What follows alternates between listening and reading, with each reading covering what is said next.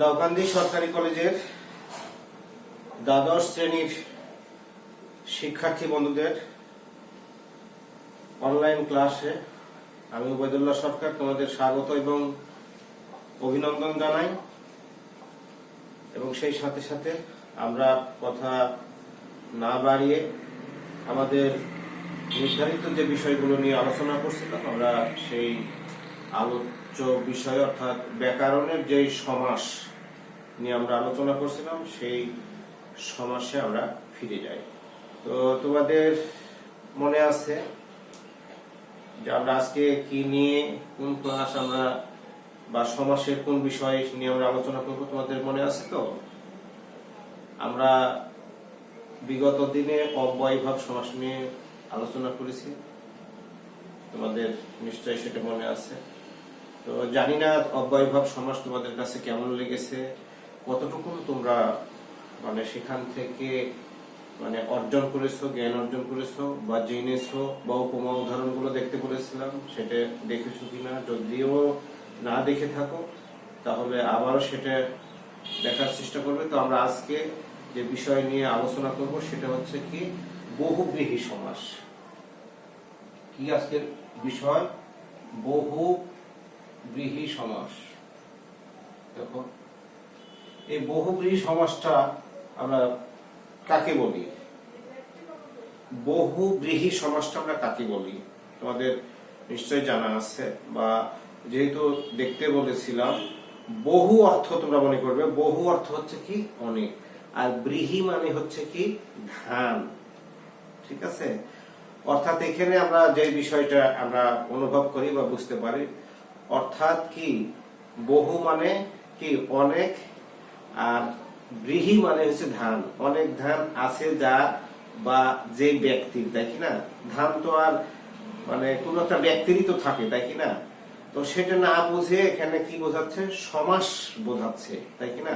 কোন ব্যক্তিকে না বুঝে এখানে সমাস বোঝাচ্ছে। তাই এটাও যদি কখনো সমাস নির্ণয় করতে আসে তাহলে বহুব্রীহি কোন সমাস, তাহলে তোমরা এটা কি ব্যাস বাক্যটা বহুব্রীহি আছে যা, এই বহুব্রীহি অর্থাৎ এটা বহুব্রীহি সমাস, এটা তোমরা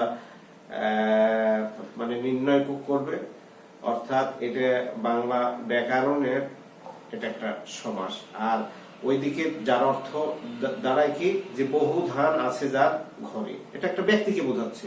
তো এই সমাসের নিয়মটাই হলো যে সমাসে পূর্বপদ বা পরপদের কোন অর্থ না বুঝে অন্য কোন অর্থ বা বিষয়কে বোঝায়। আবারও একটু ভালোভাবে মনে রাখো, যে সমাসটাতে কি হচ্ছে পূর্বপদ বা পরপদের কোনটির অর্থ না বুঝে অন্য কোন অর্থ বোঝায় তাকেই বহুব্রীহি সমাস বলে। যেমন আমরা ইতিপূর্বে আমরা কি লক্ষ্য করেছি, হয় কখনো পূর্বপদ অথবা পরপদের অর্থ সেটা প্রাধান্য পেয়েছে, কিন্তু এখানে পূর্বপদ বা পরপদ কোনটির অর্থ এখানে প্রাধান্য পাই না। যার জন্য কি আমরা এই সমাসকে আমরা বহুব্রীহি সমাস বলি। অর্থাৎ পূর্বপদ এবং পরপদের কোনটির অর্থ না বুঝে অন্য কোন তৃতীয় অর্থ বোঝায় তাকে আমরা কি বলি? এই বহুব্রীহি সমাস বলি। পূর্বপদ আমরা যেমন অজ্ঞান আমরা বলি না অনেক সময়। দেখো অজ্ঞান, তাই না? অজ্ঞান একটা তো শব্দ, তাই না? তো এই অজ্ঞান অর্থাৎ এইটা কি বলবো, একে যদি আমরা ব্যাস বাক্যে আমরা যদি নির্ধারণ করতে যাই তাহলে আমরা কি বলবো? নেই নেই জ্ঞান যার, তাই না? এই নেই জ্ঞান যার সেটা হচ্ছে কি অজ্ঞান। কিন্তু অজ্ঞান আমরা সাধারণত এর অর্থটা কি বোঝাই বলো? এর অর্থ কিন্তু আমরা দেখো বেহুশ বোঝায়। মানুষ যখন হুঁশ হারিয়ে ফেলে তখন আমরা তাকে কি বলি? অজ্ঞান আমরা বলি। কিন্তু এখানে এই জ্ঞানের কোনো এখানে সম্পৃক্ত আছে না, এখানে হুঁশের একটা মানে তৃতীয় একটা অর্থ এখানে কোনো পদেরই পূর্বপদ বা এখানে পূর্বপদ বা পরপদ যদি আমরা পূর্বপদ ধরি জ্ঞান যদি কোনটারই অর্থ না বুঝে এখানে নেই জ্ঞানটা অর্থাৎ কি অজ্ঞান অর্থাৎ বেহুশ যখন হয় তাকে আমরা বুঝি। দশানন একটু বলি দশানন আমরা বলি না 10 কি 10 আনন যার 10 আনন যার তাহলে এই 10টা কি সংখ্যায় 10 আর আনন মানে কি হাত এই আনন মানে কি এটা হচ্ছে সংখ্যায় 10 আর আনন মানে হাত অর্থাৎ 10 হাত তাই না? তাহলে 10 হাত কার ছিল তোদের মনে আছে? সরি 10 মাথা এটা আনন মানে মাথা সরি এই মাথা তাহলে এই মাথাটা কার ছিল বলো? 10 মাথা আমরা সাধারণত কাগজ বলে থাকি 10 মাথা অর্থাৎ 10 আনন যার 10 মাথা যার কার আমরা রাবণকে আমরা বলে থাকি তাই না? এই রাবণকে আমরা বলে থাকি 10 আনন। তাহলে এর কোনটার অর্থ না পারে একটা ভিন্ন একটা ব্যক্তিকে বোঝাচ্ছে। সুতরাং এখানে আমরা যে জিনিসটা পেলাম কি সেটা হচ্ছে পূর্বপদ বা পরপদের কোনটির অর্থ এখানে আমরা পাই না অর্থাৎ অন্য একটা অর্থ যেখানে প্রকাশ করে সেটাই হচ্ছে কি বহুব্রীহি সমাস। আমাদের এতটুকু মনে থাকলেই হবে। তো এই বহুব্রীহি সমাসকে আমরা দেখো কয়েকটি ভাগে আমরা ভাগ করতে পারি। এই বহুব্রীহি সমাসকে আমরা কি করতে পারি কয়েকটি ভাগে আমরা ভাগ করতে পারি। তোমাদের নিশ্চয়ই মনে থাকবে কি সমাধিকরণ একটা আমি একটু দ্রুত বেশি উদাহরণ দেওয়ার সমাধিকরণ বহুব্রীহি। এক নম্বর কি সমাধিকরণ বহুব্রীহি। এই সমাধিকরণ বহুব্রীহি আমরা কাকে বলি? 8টা 9টা মতন এই সমাসের শ্রেণী ভাগ আছে এবং এই সমাসে একটু জেনে রাখো চিনার যেটা সহজ উপায় যে বা যারা এই পদটা ব্যবহৃত হয় এই অব্যয় পদটা ব্যবহৃত হয় যে বা যারা এই পদটা ব্যবহার হচ্ছে সমাধিকরণ মানে বহুব্রীহি আমরা তাকে বলে প্রথমে একটি বিশেষণ থাকবে। তোমাদের বলে রাখি প্রথম একটি বিশেষণ থাকবে এবং পরে মানে বিশেষ্য পদ থাকবে এবং ভিন্ন অর্থ প্রকাশ করবে অর্থাৎ প্রথমে কি থাকবে একটি বিশেষণ পদ থাকবে এবং পরবর্তীতে পরে একটি কি বিশেষ্য পদ থাকবে অর্থাৎ বিশেষণ এবং বিশেষ্য পদে সমন্বয়ে যে সমাস তাকে আমরা যে বহুব্রীহি সমাস তাকে আমরা সমাধিকরণ বহুব্রীহি আমরা বলি। অর্থাৎ বিশেষণ এবং বিশেষ্য যেমন আমরা যদি বলি কি এখানে নীলকণ্ঠ আমরা যদি একটা উদাহরণ দিই নীলকণ্ঠ তাই কিনা তাহলে এই কণ্ঠটা এখানে মেন তাই কিনা দেখো এটা কিন্তু বিশেষ্য আর এটা নীলটা হচ্ছে কি এটা যদি আমরা পূর্বপদ পরপদ করি তাহলে পূর্বপদটা কি এই হচ্ছে নীল এটা হচ্ছে বিশেষণ আর এটা হচ্ছে বিশেষ্য এটার জন্য মনে রাখা হয়। তাহলে নীলকণ্ঠ তাই কিনা অর্থাৎ আমরা ওই যে যার বা যে এটা যদি আমরা ব্যাস বাক্য করি আমরা কি বলবো নীলকণ্ঠ ব্যাস বাক্য যদি করি নীলকণ্ঠ যার কণ্ঠটা নীল কিন্তু এখানে আমরা কাকে নীলকণ্ঠ কাকে সাধারণত বলি এটা কি তোমরা জানো? এটাকে আমরা সাধারণত ময়ূরকে বোঝাই মানে এই ময়ূরকে বোঝাই আমরা ময়ূরকে আমরা বোঝাই। তোমরা হয়তো এটা মানে জানো কিনা। তারপরে আমরা যদি এখানে মানে আরেকটা যদি উদাহরণ মানে দিই সেটা হচ্ছে মন্দ ভাগ্য কি আরেকটা যদি আমরা দিই মন্দ অনেক উদাহরণ দেওয়া হয় মন্দ ভাগ্য অর্থাৎ এই ভাগ্যটা কি এটা হচ্ছে বিশেষণ আর এটা পূর্বপদ এটা হচ্ছে বিশেষণ এটা হচ্ছে বিশেষ্য অর্থাৎ বিশেষণ এবং পূর্ব পদে বিশেষণ থাকবে মন্দ ভাগ্য যার, মন্দ ভাগ্য যার। ঠিক আছে, আমরা এরকম ভাবে তারপরে আমরা বিভিন্ন উদাহরণ এখানে আমরা মানে দিতে পারি। নীল বসনা, নীল বসনা, নীল বসনা অর্থাৎ নীল বসন। বসন মানে কি? বসনটা অর্থাৎ ড্রেস বা পোশাক, পোশাকটাই হচ্ছে মেল, তাই না? তো সেটাই জান আর কি। হ্যাঁ, তাহলে নীল বসনা, এই নীলটা এটা বিশেষণ আর বসনাটা হচ্ছে কি এটা বিশেষ্য, একটু আর কি। তারপরে আমরা যদি মানে কি বলবো এখানে ব্যাধিকরণ বহুব্রীহি, দেখো 2 নম্বর আমরা কি পাবো? 2 নম্বর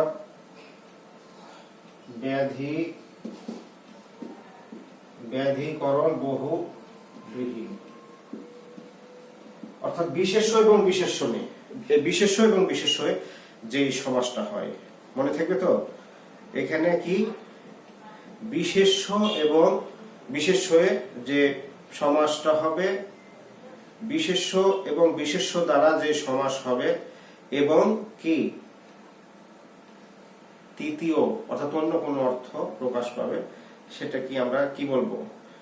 এই ব্যাধিকরণ বহুব্রীহি বলবো। যেমন আমরা বলি আমরা 80-20, আমরা বলি না 80-20, মনে আছে? অর্থাৎ এই 80, এটা 80 মানে কি? মানে সাধারণত এখানে দাঁতকে বোঝায়। হ্যাঁ, 80 মানে কি বোঝায়? 20। হ্যাঁ, এবং মানে দাঁত অর্থাৎ সাপের দাঁতে যে বিষ আমরা তাকে বলে কি? অর্থাৎ 80-তে 20 দ্বারা আমরা যদি এটা বেশ বাক্য করি,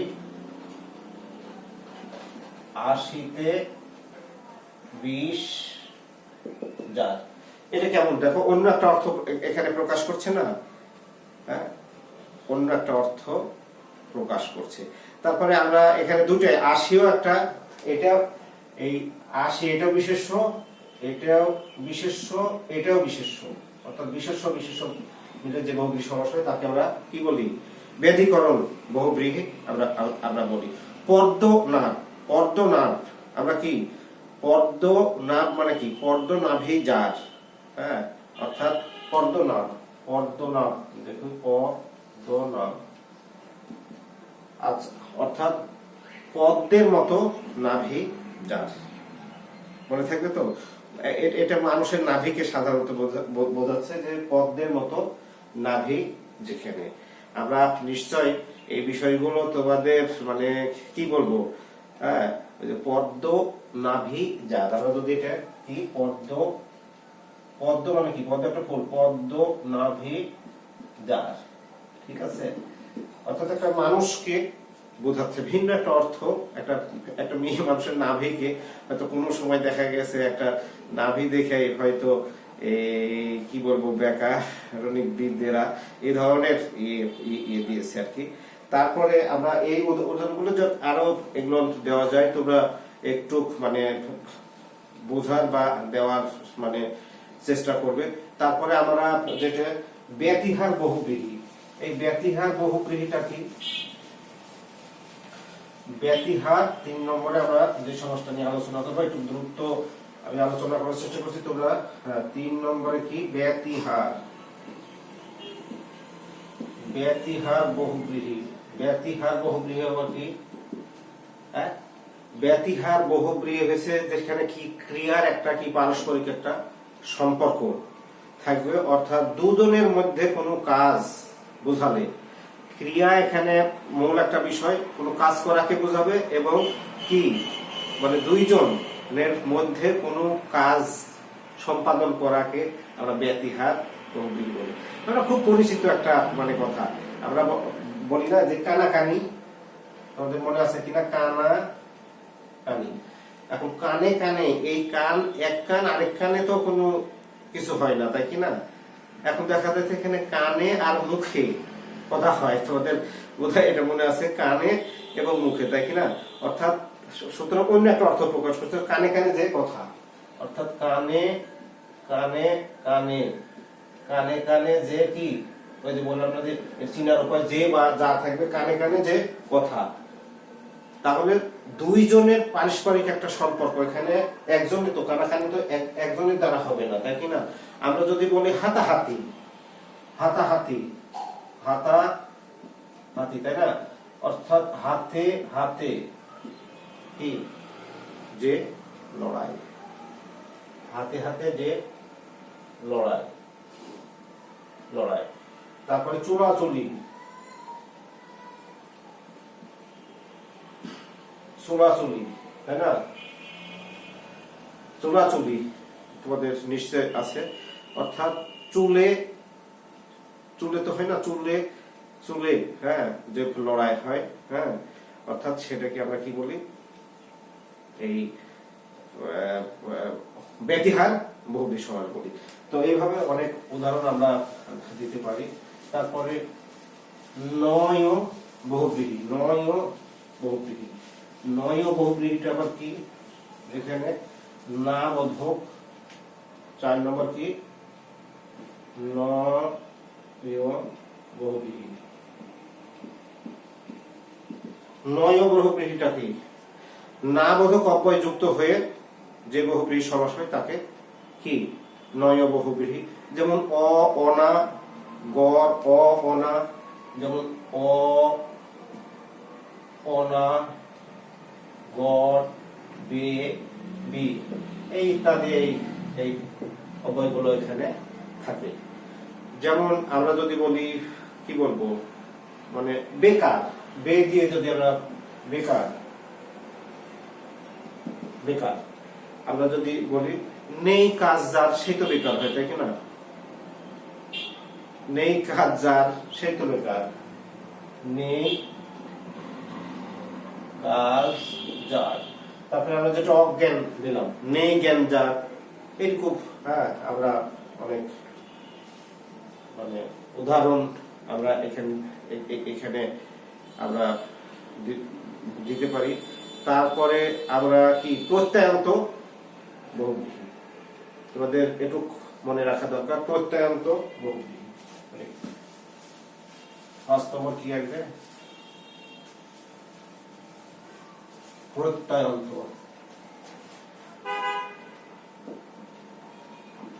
প্রত্যয়ান্ত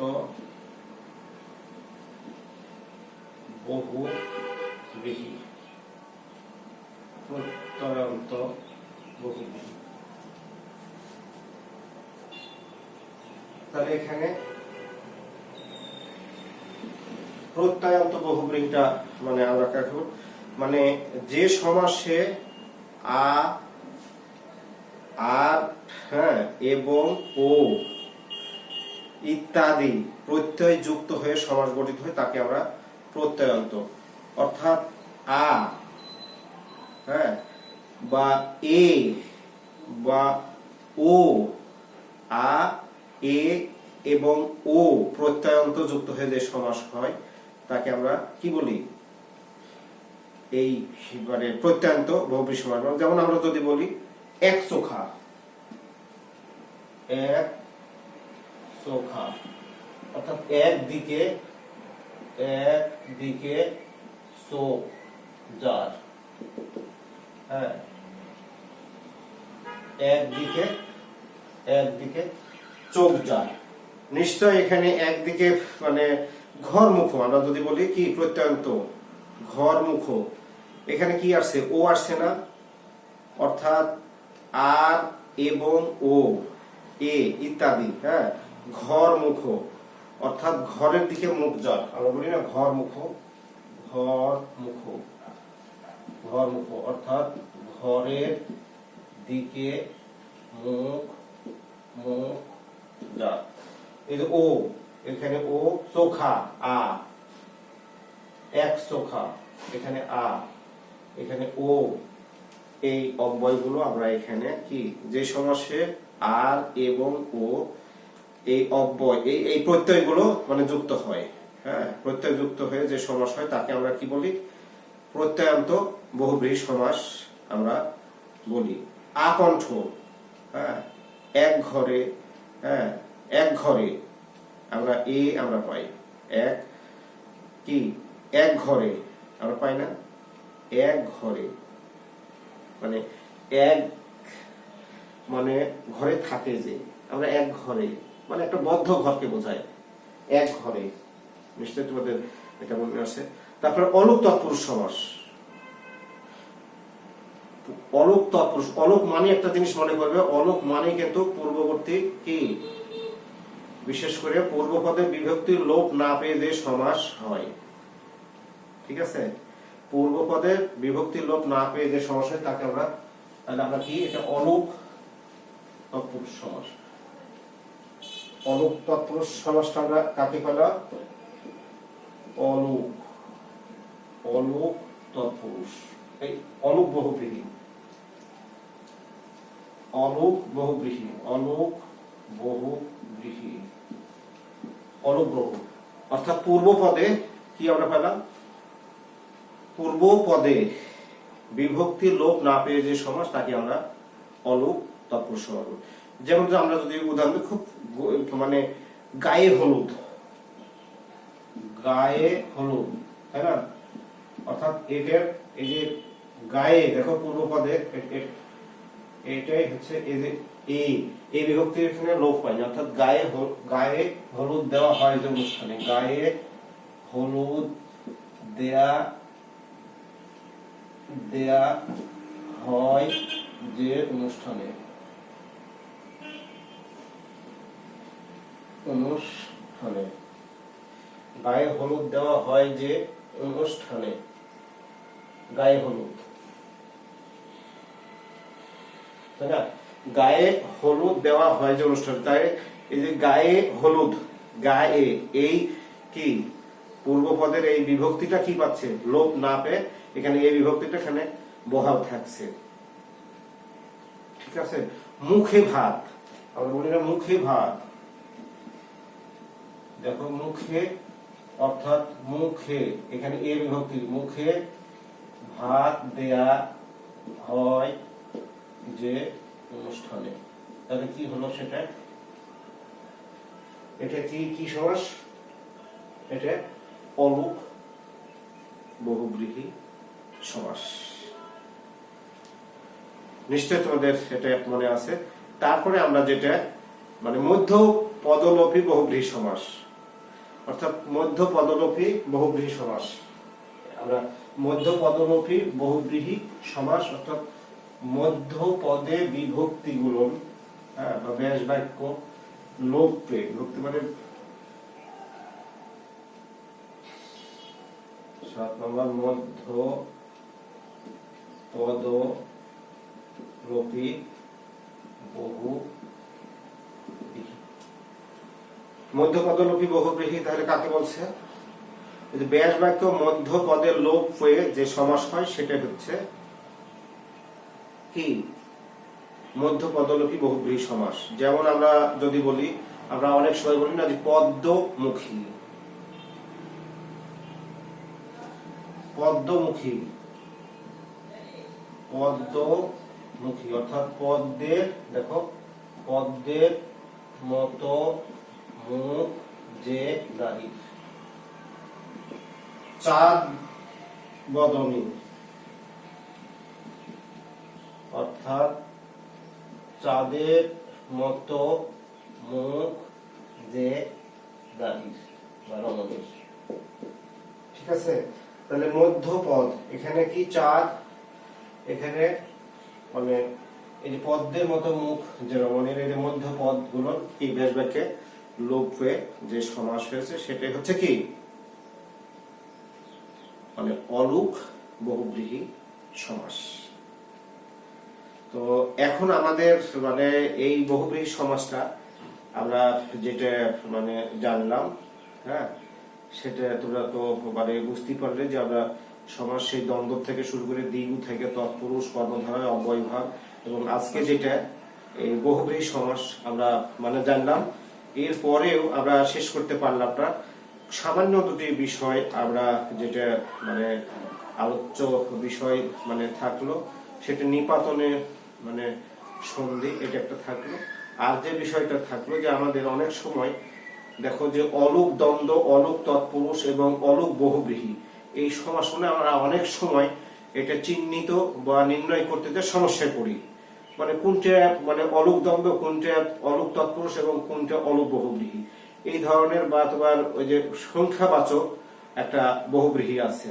হ্যাঁ, মানে ওই যে পূর্ব পদের সংখ্যাবাচক বিশেষ্য, হ্যাঁ, পদের মানে কি বলবো, হ্যাঁ, নিয়ে যে সমাসটা হয়, হ্যাঁ, অর্থাৎ কি বলবো যে পর মানে পূর্ব পদের সংখ্যাবাচক বিশেষ্য এবং পর পদের অর্থ মানে বিশেষণ হয়ে যে সমাসটা হয় সেটা কি আমরা কি বলি, এই সংখ্যাবাচক আমরা এই যেটা বহুব্রীহি সমাস বলি। এই সমাসগুলো নিয়ে এই অর্থাৎ মানে কি বলবো, হ্যাঁ, ওই নিপাতনের সন্ধে একটু আমরা আলোচনা করবো, যে কোনো নিয়ম নীতি মানে না। প্রাদি সমাসটা কাকে বলে, নিত্য সমাস, এটা সমাসে বহু। আর ওই যে বহুব্রীহি সমাসের যেটা অলুক দ্বন্দ্ব, অলুক তৎপুরুষ এবং অলুক বহুব্রীহি, এইটা চেনার একটু সামান্য একটু নিয়ম আছে সবগুলোই। যে আমরা কেন আমরা এখানে কি বলে অলুক তৎপুরুষ না হয়ে সেটা কেন কি বলে অলুক বহুব্রীহি হলো, এই বিষয়গুলো খুব সংক্ষিপ্ত ভাবে আমরা আরেকটা ক্লাসে সমাবেশ করে নেব। হ্যাঁ, তো তোমরা এই উপমা উদাহরণ করে একটু দেখার চেষ্টা করবে, একটু বোঝার চেষ্টা করবে। আজকে যেই মানে 7 নম্বর পর্যন্ত যেটা আলোচনা করলাম, আর এটার সাথে যেই দুটো নিপাতনের সন্ধি আর একটা তোমার সংখ্যাবাচক বহুব্রীহি, এটা একটা থাকতো। আর চেনার জন্য অলুক দ্বন্দ্ব, অলুক তৎপুরুষ এবং অলুক বহুব্রীহি এবং প্রাদি সমাস এবং নিত্য সমাস, এই কটা সমাসের সংক্ষিপ্ত বিষয় নিয়ে আমরা আলোচনা করব। শেষ পর্যন্ত তোমরা ভালো থাকো, সুন্দর থাকো, সুস্থ থাকো, নিরাপদে থাকো। সকলকে আবারও স্বাগত এবং অভিনন্দন মানে জানিয়ে আমি আজকের ক্লাসটা শেষ করছি। খুদা হাফেজ।